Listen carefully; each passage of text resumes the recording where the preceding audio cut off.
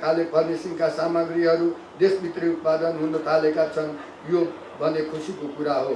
सरकारले आन्तरिक उत्पादन बढाउने, आयात घटाउने र निर्यात प्रवर्धन गर्ने नीतिलाई प्राथमिकता दिँदै आएको छ। हाम्रो मौलिक कला संस्कृति झल्किने र स्थानीय कच्चा पदार्थमा आधारित हस्तकला सामान, गलैँचा, पस्मिना लगायतका सामग्रीलाई समेत फर्निसिङ व्यवसायमा आबद्ध गरी निर्यातलाई प्रवर्धन गर्नु आवश्यक छ। यसैगरी हाम्रो वन पैदावारबाट प्राप्त हुने कच्चा पदार्थमा आधारित सामग्रीहरूको उत्पादन गरी फर्निचर तथा फर्निसिङ व्यवसायले आत्मनिर्भर बनाउनु आवश्यक छ। देशभित्रै प्रशस्त सम्भावना र स्रोत हुँदाहुँदै पनि विभिन्न खाले काठ र काठजन्य सामग्रीहरू बाहिरबाट आयात हुनु राष्ट्रिय अर्थतन्त्रको लागि सुखद विषय होइन। देशभित्रै उपलब्ध हुन सक्ने कच्चा पदार्थको सहज उपलब्धता र उत्पादनको लागि कहाँ के कस्ता नीतिगत र कानुनी सुधार गर्नुपर्छ, कुन निकायसँग समन्वय गर्नुपर्छ, सरकारले गर्दै जानेछ भन्ने विश्वास पनि दिलाउन चाहन्छु। सरकारले स्वदेशी उत्पादनलाई प्रवर्धन गर्नको लागि अहिले पनि सार्वजनिक खरिदमा स्वदेशी उत्पादनलाई 15% बढी मूल्य स्वीकार गरी खरिद गर्दै आइरहेको छ। आत्मनिर्भर अर्थतन्त्रका लागि सरकार निजी क्षेत्रबीच समन्वय एवं सहकार्य हुन जरुरी छ। यसमा निजी क्षेत्रले पनि आवश्यक सहयोग गर्नेछ भन्ने विश्वास लिएको छु। अन्तमा नेपाल फर्निचर तथा फर्निसिङ सङ्घले विगतमा जस्तै यस वर्ष पनि उपभोक्ताहरूलाई फर्निचर तथा फर्निसिङ सम्बन्धी सामग्रीहरूको जानकारी गराउने, स्वदेशी उत्पादन प्रवर्धन गर्ने, लगानीकर्तालाई प्रोत्साहन गर्ने उद्देश्यले फर्निक्स नेपाल 2023 मेलाको आयोजना गरेकोमा मलाई खुसी लागेको छ। यो मेला समग्र फर्निचर तथा फर्निसिङ व्यवसायलाई प्रवर्धन गर्नमा सहयोग सिद्ध हुनेछ भन्ने मैले विश्वास लिएको छु। मेलामा धेरैभन्दा धेरै अवलोकनकर्ता र उपभोक्ताको सहभागिता रहोस्। मेलाले उपभोक्ताको विश्वास जित्न सकोस्, व्यवसायलाई आत्मनिर्भर बनाउन सहयोगी होस्, लगानीकर्तालाई आकर्षित गर्न सकोस्, स्वदेशी उत्पादन प्रवर्धन गर्न सकोस् भन्दै पुनः मेला सफलताको शुभकामना दिन चाहन्छु। धन्यवाद। जय नेपाल।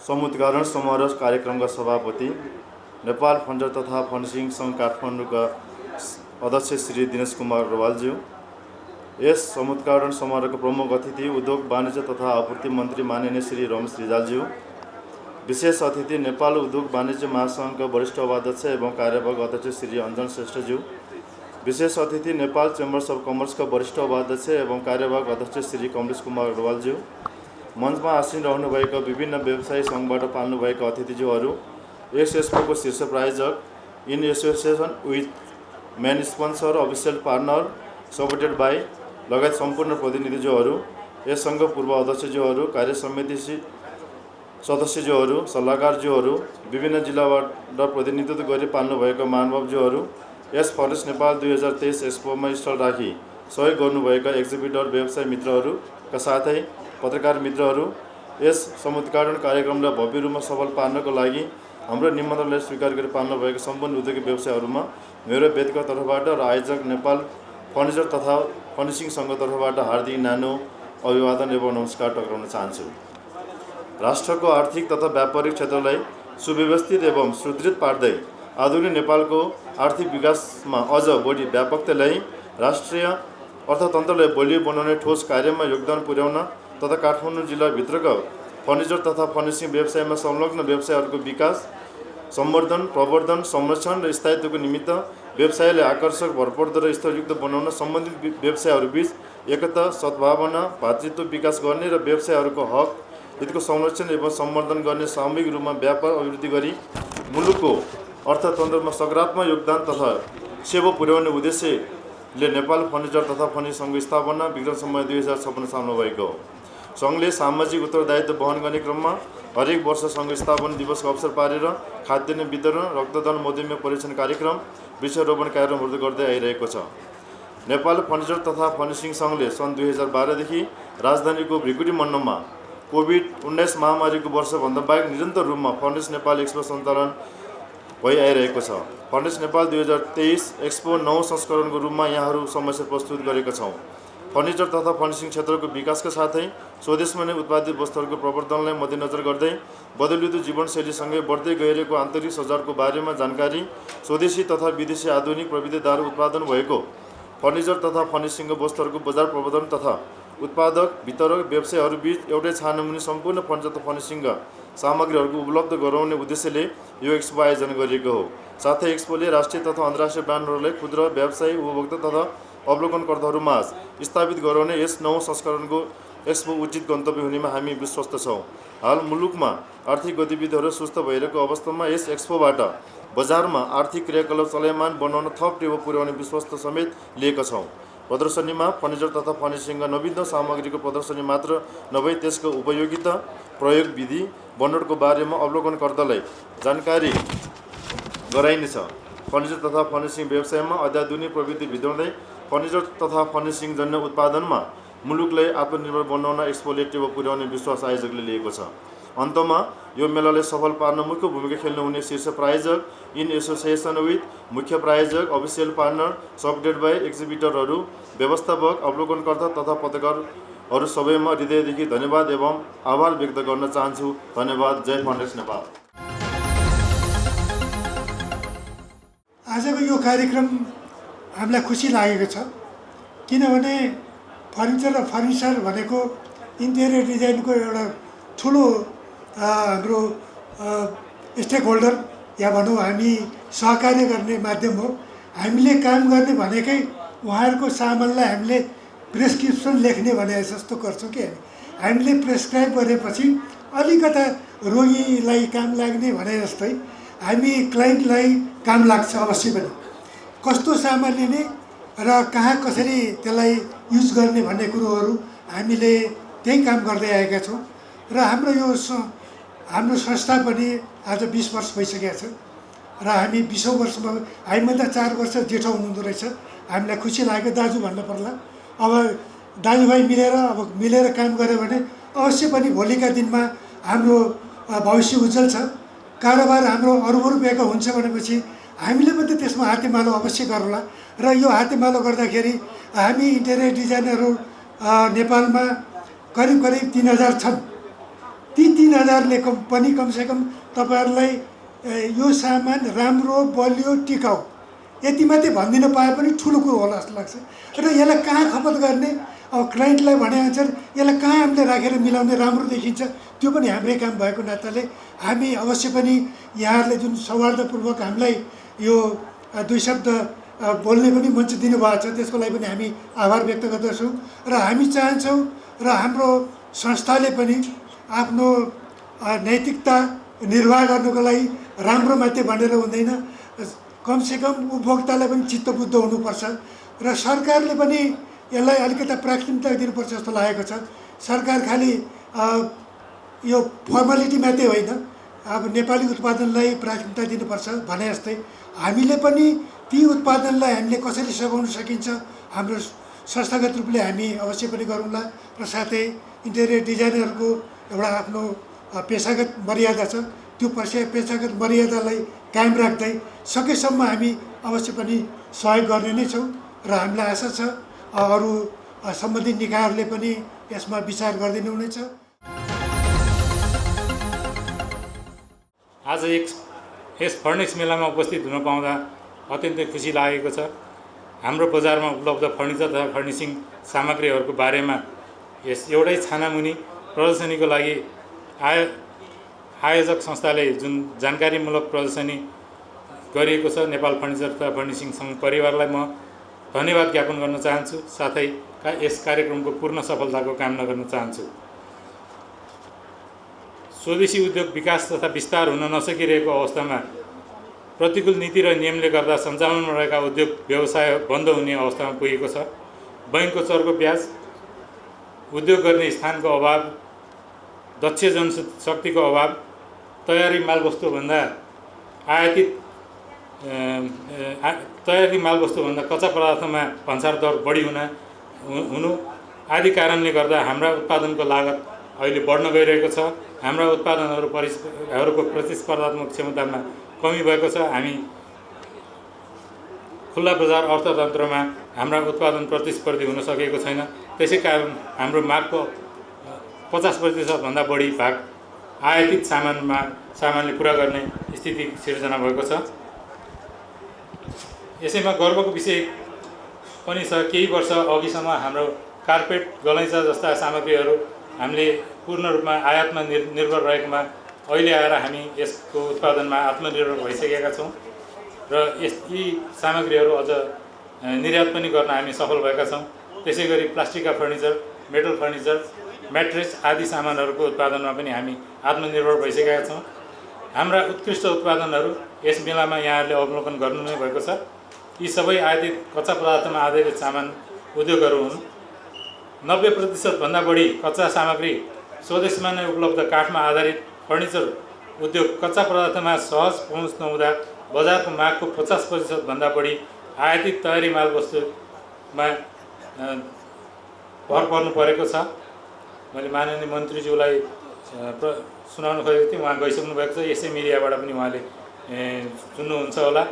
फर्निचर उद्योगको दर्ता प्रक्रियादेखि नै दर्ताको प्रक्रिया नै झन्झटिलो रहेको छ एवं असहज रहेको छ।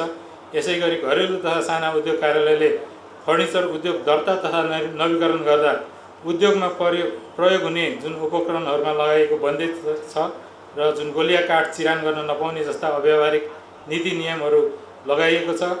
फर्निचर उद्योगीले जुन वनद्वारा लिलामी गर्ने काठको लिलामी प्रक्रियामा भाग लिन नपाउने किसिमको नियम बनाइएको छ।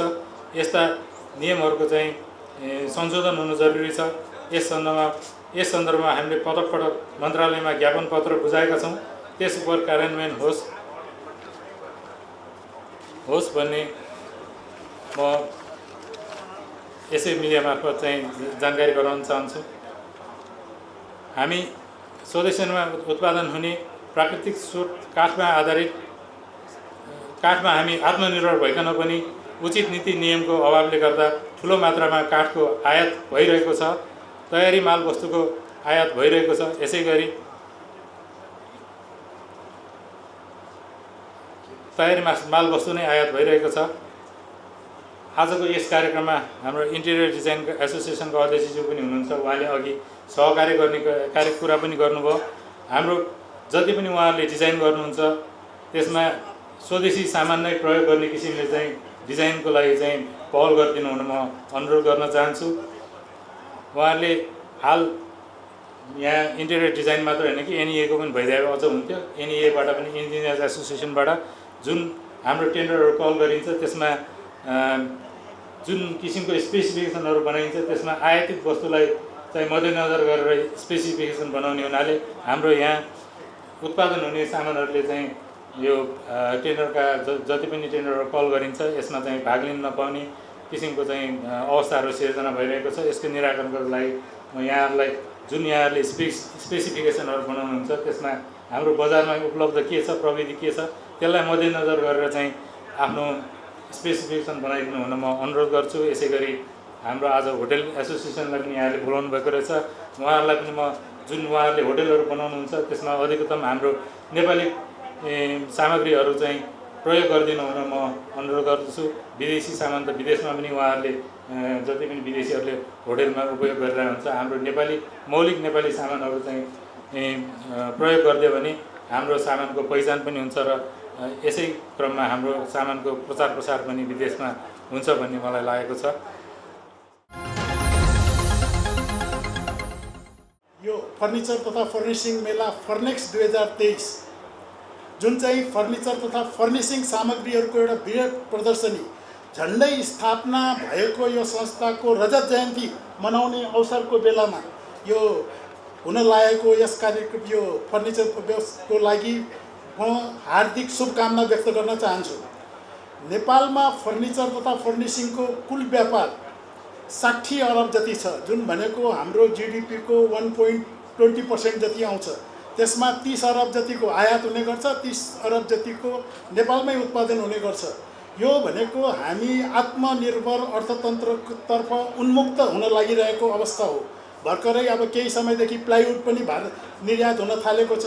यसको मतलब सरकारले यदि उचित संरक्षण, उचित यो तपाईँको सब्सिडीहरू दियो भने हामी कहाँ निर्यातको सम्भावनाहरू धेरै छ।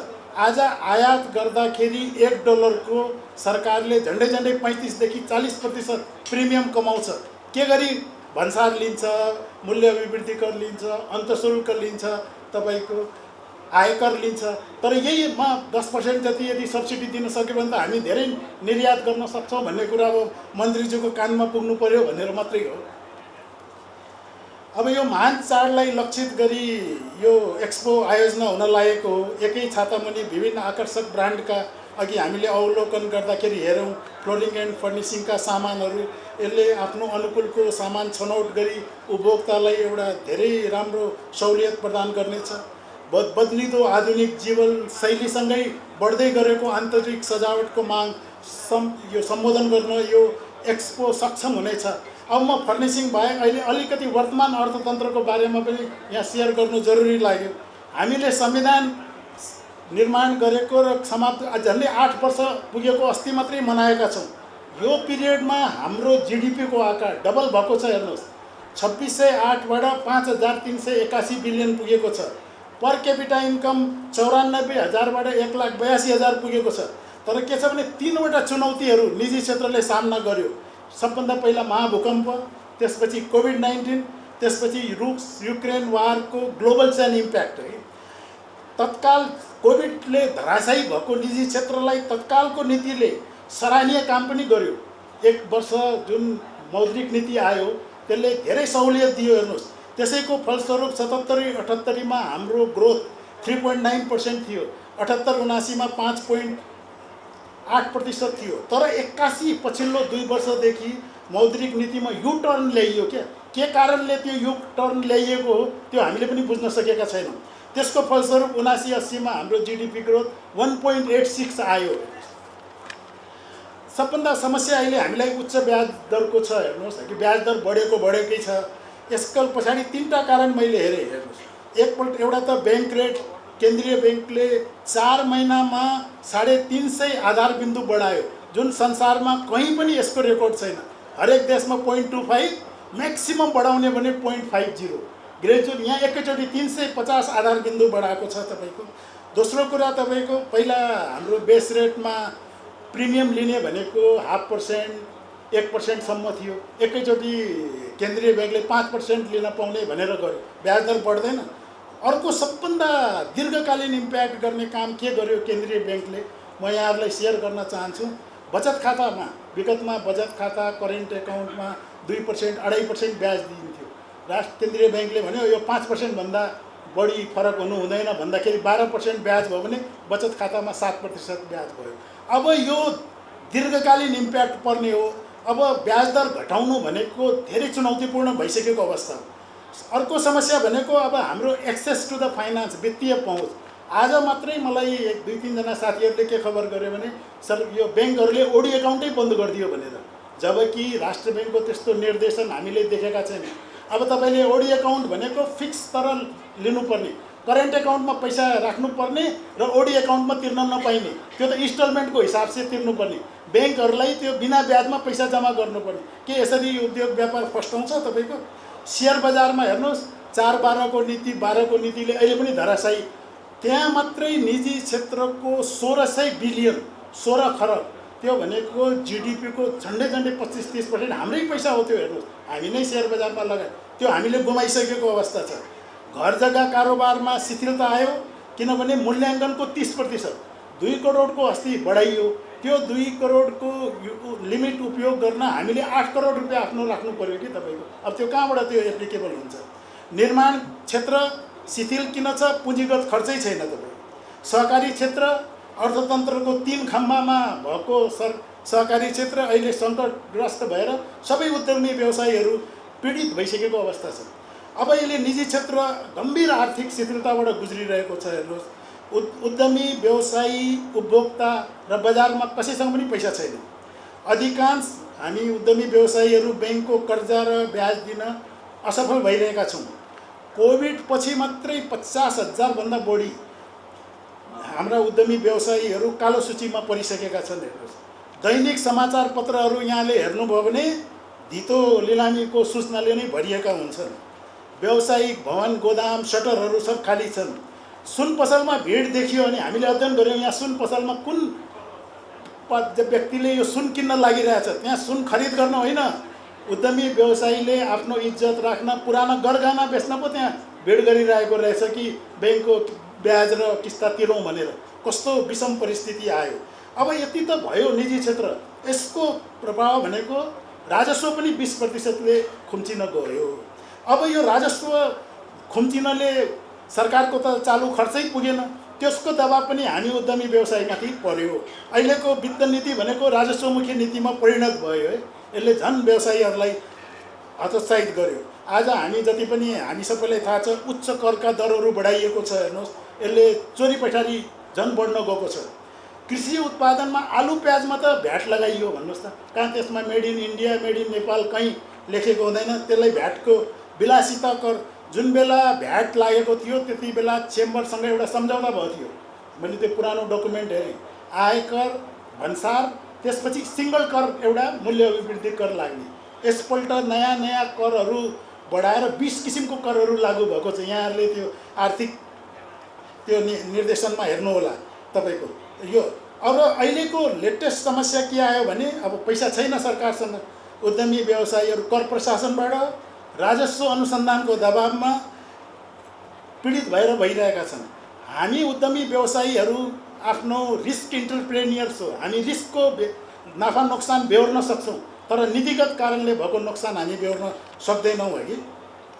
त्यसकारण अब हामीले कुरा गर्दाखेरि अहिले मन्त्रीज्यूले नै भन्नुहुन्थ्यो कि यहाँहरूले नकारात्मक कुरा गर्नुहुन्छ। यो नकारात्मक कुरा पनि होइन, यो भनेको यथार्थ विश्लेषण हो। तपाईँ आज सकारात्मक कुरा गरेर के ब्याङ्कले हामीलाई कालो सूचीमा राख्न बन्द गरिदिन्छ, हाम्रो ब्याज र किस्ता पुनर्तालीकरण गरिदिन्छ भन्नु। अब के छ, अब हाम्रो सरकारलाई एउटै अनुरोध छ, केही समय खेर नपाली अविलम्ब फिस्कल र मोनिटरी पोलिसीको बिचमा कोरिलेसन कायमलाई, निजी क्षेत्रलाई थप क्षति हुनबाट जोगाई राष्ट्रको मेरु मुहानको रूपमा रहेको यो निजी क्षेत्रलाई उच्च मनोबल ल कायम हुने वातावरण निर्माण गर्नुपर्ने आजको अवस्था छ।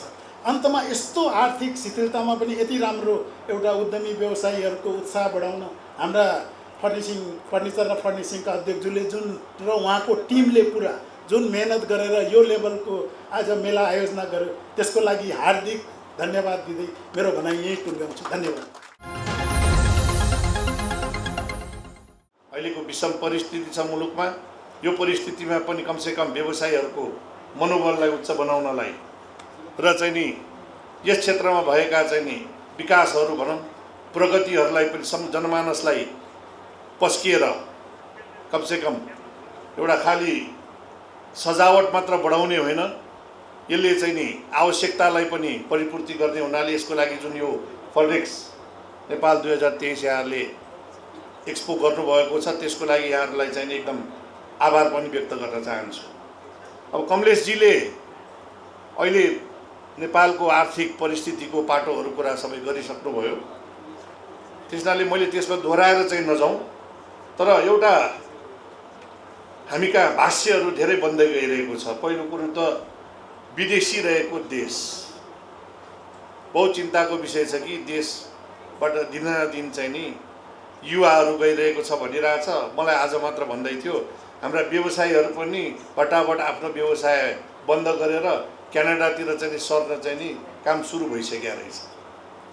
पहिलो भाष्य विदेशी रहेको देशै बिस्तारै विदेशी रहेको छ, किनभने कोभिड पछि 25 लाख चाहिँ जनसङ्ख्या यो देशबाट गइसकेको छ र यो जाने क्रम बढिरहेको छ। हिजो हामीले कोभिडको बेला भन्दा अगाडि कुरा गर्थ्यौँ, झन्डै 1500-2000 मान्छे चाहिँ यो देशबाट बाहिर गइरहेछ भनेर भन्थ्यौँ भने आजको दिनमा कुरा गर्दाखेरि 4000 देखि 5000। यो बहुत चिन्ताको विषय छ पहिलो कुरा।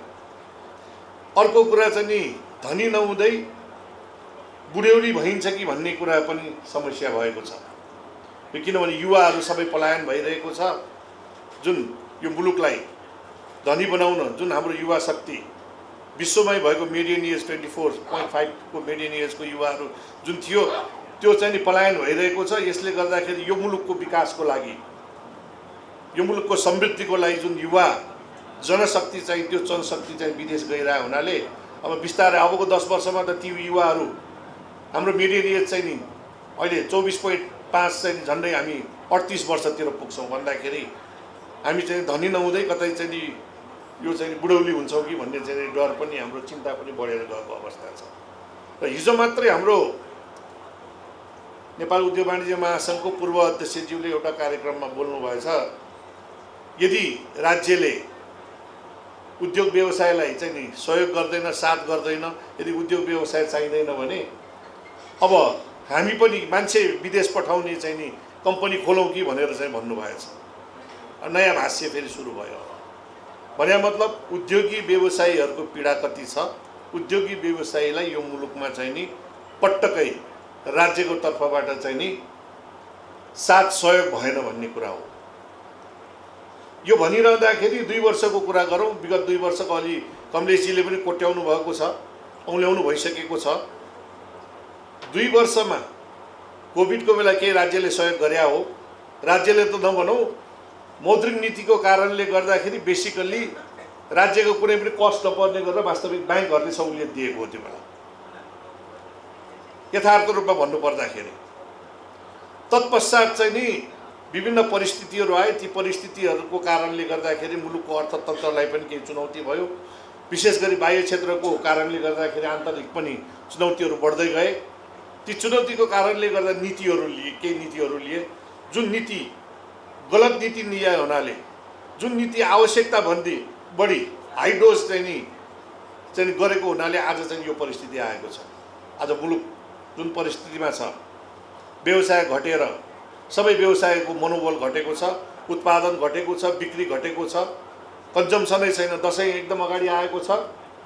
यो बेला पनि हाम्रो व्यवसायीहरूले योपालि दसैँको लागि खासै आयात पनि गरेको देखिँदैन र व्यापार पनि धेरै हुने चाहिँ परिस्थितिहरू देखिँदैन।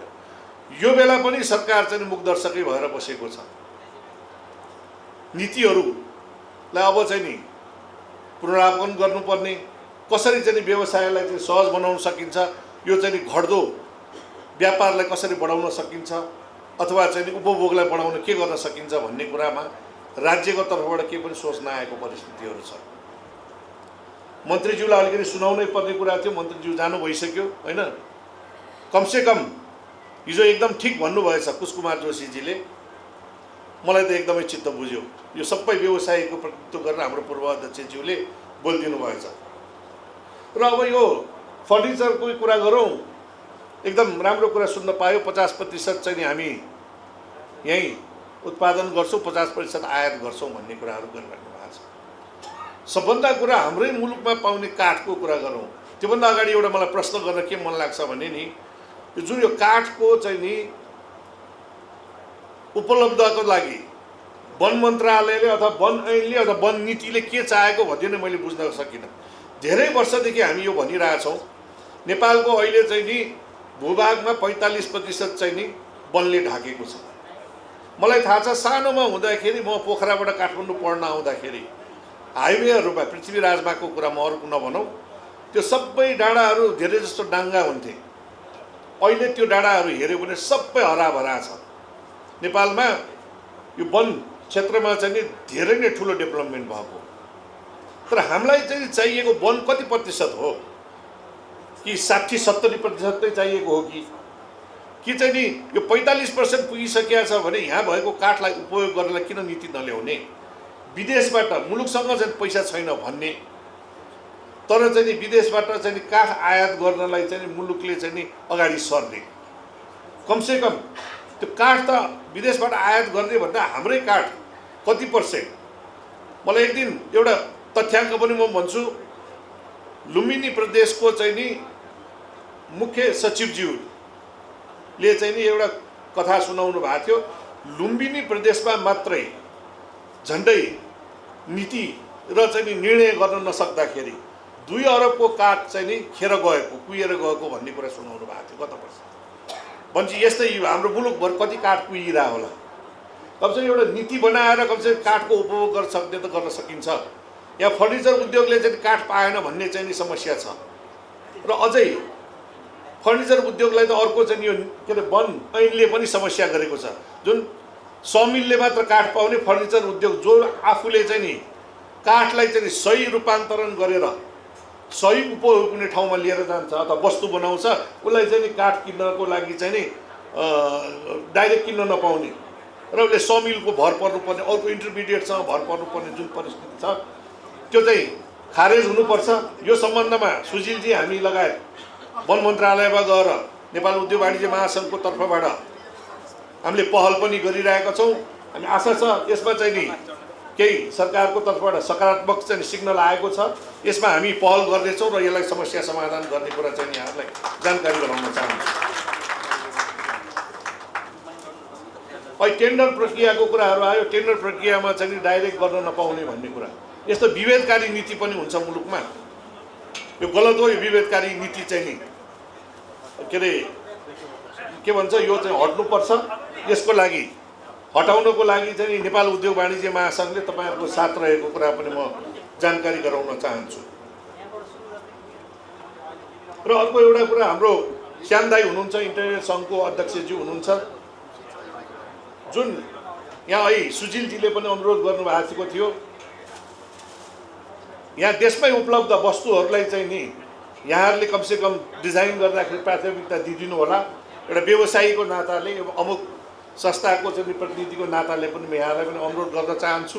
त्यस्तै इन्जिनियरिङ सङ्घको साथीहरूलाई पनि स्पेसिफिकेसन बनाउँदाखेरि सम्भव भएसम्म र यहाँ उपलब्ध साधन नै प्रयोग गर्ने हिसाबले चाहिँ गरिदिनु हुन अनुरोध पनि गर्न चाहन्छु। र होटल सङ्घको साथीहरूलाई पनि म चाहिँ नि मिडिया मार्फत चाहिँ अनुरोध गर्न चाहन्छु, उहाँहरूले पनि सकेसम्म चाहिँ नेपाली वस्तु चाहिँ प्रयोग गर्ने किसिममा काम होस् भन्ने चाहिँ नि भन्न चाहन्छु।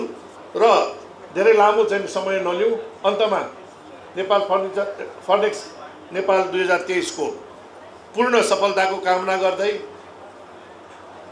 अब दसैँ पनि नजिक आइरहेको छ, विजयादशमीको अग्रिम शुभकामना व्यक्त गर्दै बिदा हुन्छु। धन्यवाद, नमस्कार। नमस्ते। नमस्ते। हजुरको शुभ नाम? मेरो अनिल महेश्वरी। जस्तै यो प्रेस्टिजको यो मेलामा राख्नु भएको छ, यसको बारेमा थोरै भनिदिनुहोस्। प्रेस्टिज कार्पेट नेपालमा 20 वर्षदेखि यो ब्रान्ड उपलब्ध छ। पहिला यसमा हामीले यो कुसन म्याट, डोर म्याटहरू बनाउँथ्यो प्रेस्टिज भनेर। अहिले लास्ट 6 इयर्सदेखि हामीले टफ्टेड कार्पेट पनि नेपालमा उत्पादन गर्न सुरु गरेका छौँ। र आउने यो लास्ट इयरमा हामीले यसमा एउटा नयाँ वृद्धि पनि गरेका छौँ, त्यो छ कस्टमाइज डिजिटल प्रिन्ट कार्पेट। त्यो नेपालमा यो पहिलोपटक हामीले अमेरिकन टेक्नोलोजी राखेर यो बनाइरहेछौँ। जस्तै अमेरिकन टेक्नोलोजी भन्नुभयो होइन, स्वदेशी उत्पादन हजुरहरूमा छ? यो स्वदेशी उत्पादनै हो, पुरै नेपालमै बन्ने हो। धागो त इम्पोर्ट गर्नुपर्छ, तर बनेको चाहिँ विदेशी मसिन जुन हामीले हाई टेक्नोलोजी मसिन्सहरू छ त्यो ल्याएर यो उपलब्ध बनाउने काम चाहिँ यहीँ भइरहेछ। जस्तै यस्तो किसिमको मेलाले हजुरहरूलाई कतिको सहयोग पुगाएको छ? यसले राम्रो ब्रान्डिङ हुन्छ, कस्टमरमा अवेरनेस आउँछ, प्रोडक्ट यस्तो यस्तो नेपालमा बनिसकेको छ।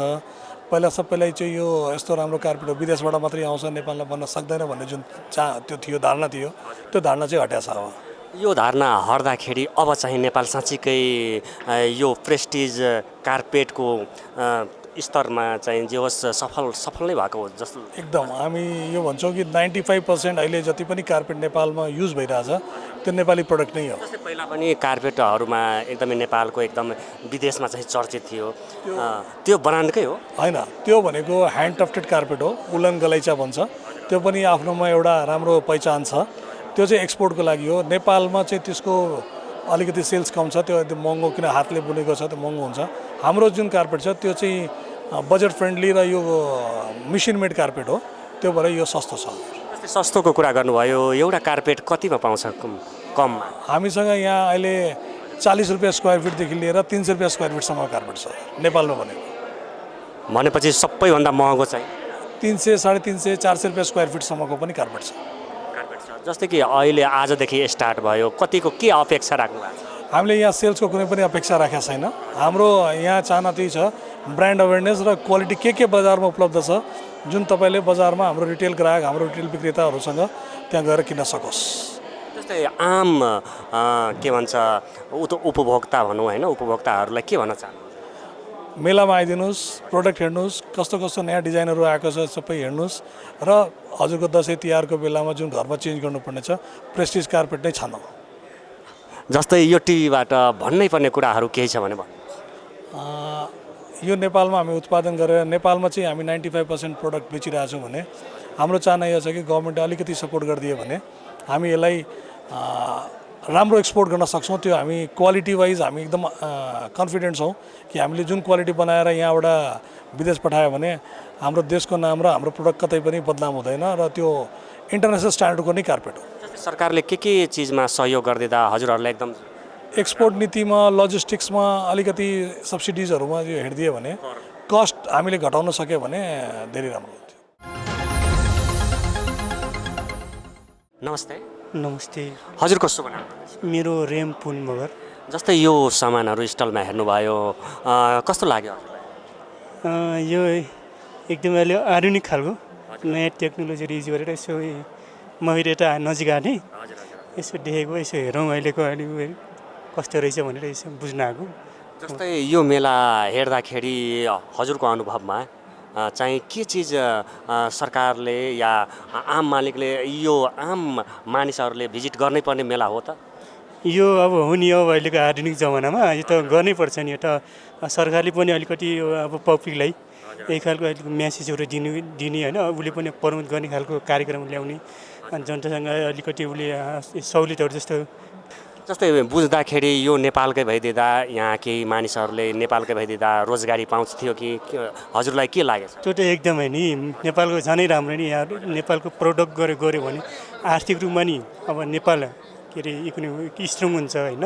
अरू कुरा तपाईँले भने जस्तै अब रोजगारीको सम्भावनाहरू पनि बच्छ नि त। तर यहाँ हेर्न सक्नुहुन्छ होइन, हजुरले पनि हेर्नु भएको छ, यहाँ प्रायः जसो विदेशी सामानहरू छ है। अहिले त प्रायः त्यही त छ नि, के अरे विदेशी अलिकति अब त्यो एउटा कल्चर जस्तै कि संस्कार जस्तै। अब आफ्नो भन्दा पनि अरूकोलाई अलिकति अलि राम्रो त्यो देख्ने प्रवृत्ति हाम्रो छ नि त।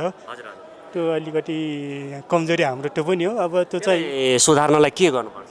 त्यो त अब सुधार्नलाई त यता नेपालमा चाहिँ यसको प्रडक्ट गर्नु पऱ्यो होइन। यसको जस्तै अब विदेशबाट यसरी ब्रान्डिङ गरेछ, नेपालमा यस्तो प्रडक्ट गरेर यसलाई ब्रान्डिङ गर्ने अनि नेपालको त्यो अब प्रडक्टलाई वर्ल्डवाइड नै यसो चिनाउँदा के अरे राम्रो हुन्छ कि।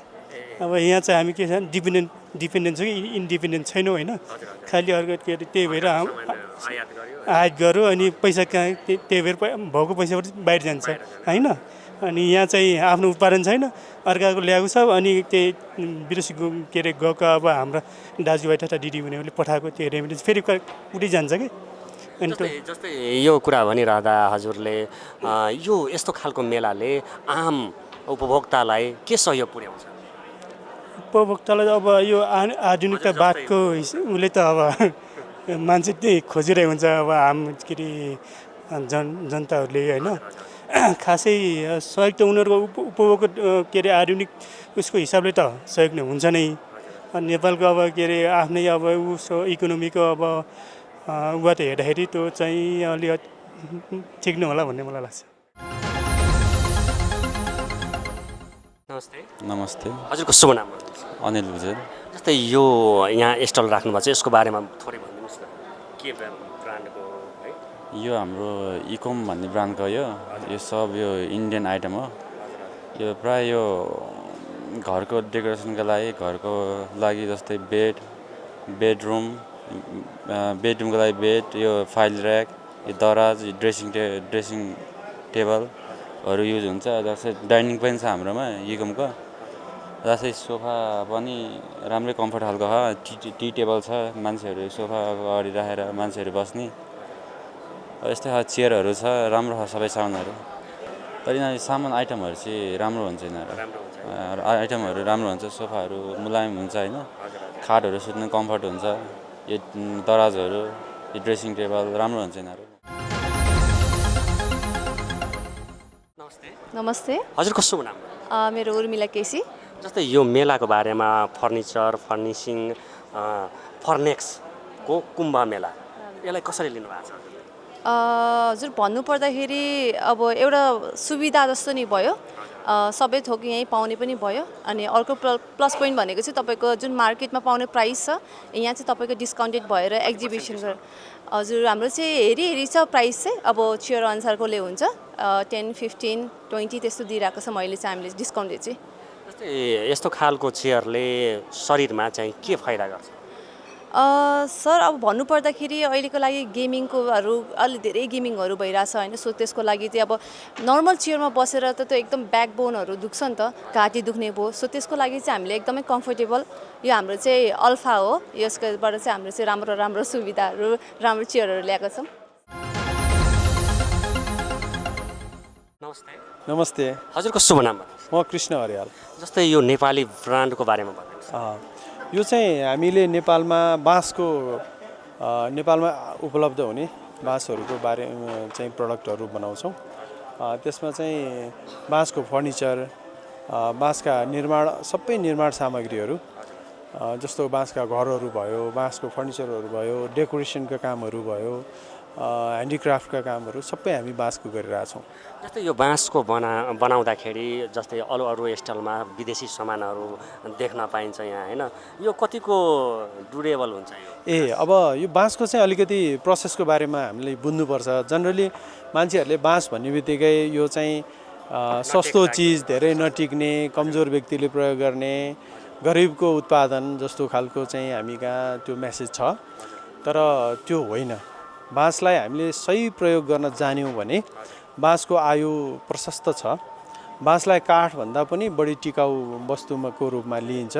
विश्वभरिमा तपाईँको साउथ अमेरिका र पश्चिम एसियाको मुलुकहरूमा बाँसका उत्पादनहरू 500,000 वर्ष पुरानाहरू पनि छन्। तर हामीले के गर्नु पर्यो त भन्दाखेरि त्यो बाँसलाई चाहिँ सही प्रयोग गर्न जान्नु पर्यो। त्यसो हुनाले हामीले पहिला त बाँसलाई छनौट गर्न जान्नु पर्यो, केमा हामी बाँस प्रयोग गर्छौँ र त्यो बाँसलाई प्रयोग गर्ने वस्तुको आधारमा बाँसलाई छनौट गर्नु पर्यो। अनि त्यसपछि बाँसलाई चाहिँ अलिकति प्रोसेस गर्नुपर्छ, उचित समयमा काट्नु पर्यो, अनि त्यसलाई चाहिँ नि उचित समयभित्र लिएर आएर ट्रिटमेन्ट गर्नु पर्यो, त्यसलाई चाहिँ नि फुल्ली सिजन गर्नु पर्यो, अनि मात्र प्रयोग गर्ने हो भने बाँसको उत्पादन चाहिँ वर्षौँ वर्षसम्म टिक्छ। यो यति भनिरहँदाखेरि हजुरहरूले यो कहिलेदेखि स्टार्ट गर्नु? हामी बाँस सेक्टरमा काम गरेको 20 वर्ष भयो। 20 वर्ष यो ग्रिन ब्याम्बो क्रिएसन चाहिँ अहिले बजारमा 8 वर्षदेखि हामी काम गरिरहेछौँ। बाँसकै क्षेत्रमा काम गरेर चाहिँ हामीले 20 वर्ष जति भयो। 20 वर्षको अनुभव छ हजुरमा, के कतिको व्यापार भइरहेछ अहिले? अब यस्तो छ हेर्नुहोस्, बाँसको चाहिँ अब कस्तो कस्तो व्यक्तिले किन्छ? बाँसको बारेमा भन्नुपर्दाखेरि चाहिँ अहिले चाहिँ अलि यो वातावरण मैत्री प्रडक्ट हो बाँस होइन। अनि यसलाई चाहिँ बाँसलाई चाहिँ नि हामी रुख भन्दैनौँ, यसलाई चाहिँ वनस्पति भन्छौँ। यो चाहिँ हरेक वर्ष नयाँ नयाँ उत्पादन हुने, यसले वातावरणमा कुनै हानि नगर्ने होइन। रुख चाहिँ एउटा बढ्नको लागि 100 वर्ष 200 वर्ष लाग्छ भने बाँस 1 वर्षमा तयार हुन्छ। जनरली बाँसहरू 1 वर्षदेखि 4 वर्ष 5 वर्षको बाँसहरू प्रयोग गरिन्छ। त्यस हुनाले अहिले चाहिँ मान्छेहरूमा सोचाइहरू परिवर्तन हुँदै आएको छ। हामी प्लास्टिकमय छौँ है, काठ प्रयोग गर्ने, नेपालमा काठ प्रशस्त पाउने भएको हुनाले काठ र प्लास्टिकका वस्तुहरू प्रयोग गर्न हामी अभ्यस्त छौँ। त्यसमा चाहिँ बाँसको उत्पादनमा पनि अहिले चेतना चाहिँ धेरै वृद्धि भएको छ। धेरै मान्छेहरू बाँसको उत्पादनमा आकर्षित हुनुभएको छ। तपाईँले यही एक्जिबिसनमा पनि हेर्नुभयो भने बाँसको चाहिँ एउटा स्टल यही मात्रै होला, अरू धेरै काठहरूका, फलामका, प्लास्टिकका धेरै स्टलहरू छन्। यहाँ हाम्रो इन्क्वायरी पनि धेरै राम्रो छ र हरेक वर्गका मान्छेहरू, लो इन्कम फ्यामिलीदेखि लिएर माथिल्लो वर्गका मान्छेहरू, इकोनोमिक अवस्था राम्रो भएका मान्छेहरूले पनि प्रयोग गर्नुभएको छ। विशेष गरेर होटल रिसोर्टहरू र नेपालमा बसोबास गर्ने विदेशीहरू र अलिकति बाँसको बारेमा जानकारी भएका मान्छेहरूले चाहिँ बाँसकै प्रडक्ट कतिको निर्यात गर्नुहुन्छ? विदेश चाहिँ हामीले अहिले निर्यात चाहिँ गरेको छैन, कोसिसमा चाहिँ छौँ होइन। विदेशमा चाहिँ कस्तो छ भन्नु होला भने हाम्रो छिमेकी मुलुक, विश्वमै सबैभन्दा धेरै बाँसको उत्पादन गर्ने मुलुक चाइना, त्यसपछि तपाईँको अरू भियतनाम लगायत इन्डोनेसिया, अब इन्डिया लगायतका मुलुकहरूको छिमेकमा हामी छौँ। उनीहरूको चाहिँ नि कस्ट अफ प्रोडक्सन अलिकति कम छ, त्यसले गर्दा प्रतिस्पर्धा गर्न गाह्रो छ। हामीसँग दक्ष बाँसमा काम गर्ने कामदारहरूको पनि आवश्यकता अलि बढी नै छ। र अनि टेक्नोलोजीमा चाहिँ जस्तो मेसिनहरू बनाउने कुरामा पनि हामी पछाडि छौँ। अब अहिले भर्खरै हामीले चाहिँ नि यो आविष्कार केन्द्रसँग सहकार्य गरेर यो सेमी प्रोसेस गर्ने चाहिँ नि मेसिनहरू हामीले अर्डर गरेका छौँ, उहाँहरूले बनाइदिनु भएको छ। अब त्यसो हुँदा चाहिँ हामी प्रतिस्पर्धा गर्न सक्छौँ। भोलिका दिनमा विदेश निर्यात गर्नलाई पनि हामी त्यो उत्पादनहरू प्रतिस्पर्धा गर्न सक्छौँ भन्ने हामीलाई लागेको छ। जस्तै फर्निचर फर्निसिङ को उत्पादनको यो फर्नेक्स भन्ने कुम्भ मेला भनिन्छ यसले कतिको सहयोग गरेको छ? अवश्य पनि सहयोग गरेको छ, किनभने अब हामीले बाँसकै उत्पादनलाई चाहिँ हामीले कि त सामाजिक सञ्जाल इन्टरनेटबाट प्रमोसन गरिरहेका थियौँ भने यहाँ चाहिँ फिजिकल्ली नै मान्छेहरू आएर हेरेर फिल गरेर ओहो बाँसको प्रडक्ट भने त बलियो हुँदैन होला, कमजोर हुन्छ होला भन्ने सोच हुन्छ नि त मान्छेहरूको। तर यहाँ आएर हेरिसकेपछि होइन रहेछ नि त, बाँस पनि काठ जत्तिकै बलियो हुँदो रहेछ, यस्तो राम्रो हुँदो रहेछ, हल्लिँदो रहन्छ, किरा नलाग्ने ग्यारेन्टी दिनु हुँदो रहेछ भन्ने कुराहरू भएपछि चाहिँ मान्छेहरू साह्रै उत्साहित हुनुभएको छ र हामीलाई चाहिँ यस्तो मेलाले धेरै नै सहयोग पुगेको छ हाम्रो बजार प्रवर्धन गर्नलाई।